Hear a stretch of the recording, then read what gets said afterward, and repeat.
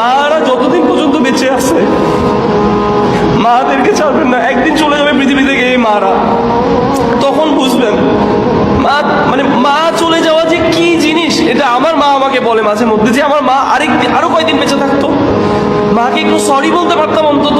অনেক সময় মার কত কথা কত খারাপ ব্যবহার করছি, মাকে কোনোদিন তুচ্ছ করবেন না। মা আপনার বউর সাথে খারাপ ব্যবহার করছে, এটা সত্য, তারপরেও মাকে ধরে রাখবেন, মার সাথে খারাপ ব্যবহার করবেন না। মা এমন একটা জিনিস, মাকে সময় দিবেন, আলাদা করে সময় বের করবেন মায়ের জন্য।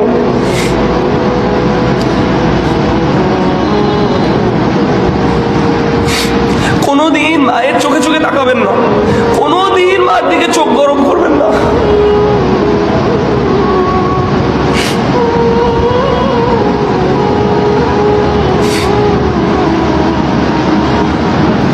মাকে কোনোদিন কেউ রিপ্লেস করতে পারবে না। মা যত ভুল করুক, ভালো না লাগলে দূরে চলে যাবেন, একটু যে চুপ করে বসে থাকবেন, তাও মার দিকে তাকায় হাসবেন, মার জন্য দোয়া করবেন। মা দিনের কথা না শুনলে মার জন্য তাহাজ্জুদে কান্না করে দোয়া করবেন, তাও মাকে ছাড়বেন না। মার সাথে কোনো দিন গলা উঁচা করে কথা বলবেন না, সেম বাবার সাথেও কোনো দিন গলা উঁচা যদি করে থাকেন, আজকে বাসায় গিয়ে মা বাবার কাছে ক্ষমা চেয়ে নেবেন।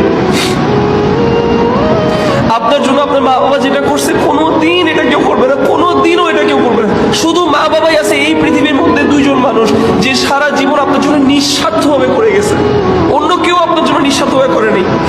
আপনাকে যেই মেয়ে বিয়ে করছে, আপনি যদি আজকে রাস্তার ফকির হইতেন আপনাকে বিয়ে করতো না। আপনি যদি বিশ্বে একটা ছেলে হইতেন আপনাকে বিয়ে করতো না। আপনার শাশুড়ি আপনাকে যতই রোস্ট খাওয়া, গরু মাংস খাওয়া, মুরগি মাংস খাওয়া, আপনার যদি আজকে পকেটে টাকা না থাকতো, আপনার মধ্যে সৌন্দর্য না থাকতো, আপনার কাছে কোনো দিন আপনার কাছে ওনার মেয়ে তুলে দিত না আপনার শ্বশুর।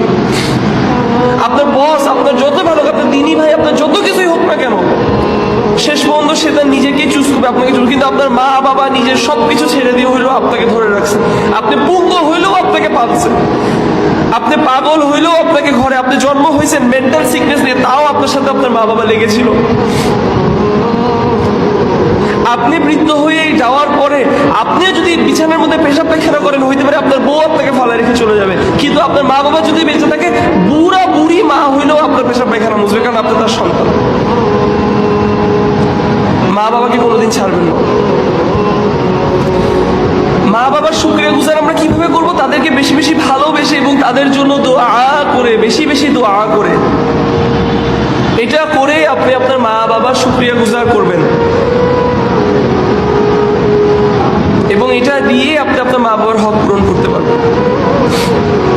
এবং এই আয়াতগুলোর ফাওয়াইদ থেকে এটা আসছে যে মা বাবাকে অমান্য করা, মা বাবার কথা অমান্য করার সিভিয়ারিটি কত বেশি, কত ভয়ঙ্কর, যে আল্লাহ সুবহানাহু ওয়া তাআলা ডিরেক্ট অর্ডার করছেন যে মা বাবার হক আদায় করো, মানে মা বাবার কথা অমান্য করো না। মা বাবা যদি আপনি কোনো মুবাহ কোনো কাজে ডাকে, সেই কথা আপনি শুনতে বাধ্য, শুনবেন, অবশ্যই শুনবেন, ঝগড়া করবেন না, তর্ক করবেন না। মা যদি পছন্দ না করে আপনার লাল কালার কাপড় পরা, অথবা আপনার সবুজ, বাদ দেন, দরকার নেই আপনার ওই লাল কালার পাঞ্জাবি পরা। মা যদি পছন্দ না করে আপনার ওইখানে যাওয়া, দরকার নেই আপনার যাওয়া। যে জিনিস আপনার জন্য ওয়াজিব, সেটা যদি পছন্দ না করে, সেটা আপনি মানতে বাধ্য, সেটা আপনার করতেই হবে, মা বাবা না মানলেও কিছু করার নেই। কিন্তু অসংখ্য জিনিস আছে যেটা আমাদের জন্য ওয়াজিব না, কিন্তু আমরা আমাদের মা বাবার সাথে সেটা নিয়ে ঝগড়া করতেছি, এবং ওই ঝগড়া দিয়ে আমরা তাদেরকে দিন থেকে আরো দূরে ঠেলে দিচ্ছি, আরো দূরে ঠেলে দিচ্ছি। এমনও সময় আছে তারা বলছে, তুই যে ব্যবহার করছিস এটা যদি ইসলাম হয়, আমি ইসলাম চাই না। এই কথা যদি আপনার মা বাবা বলে অথবা মনে মনে করে, আপনার সেটার জন্য কিয়ামত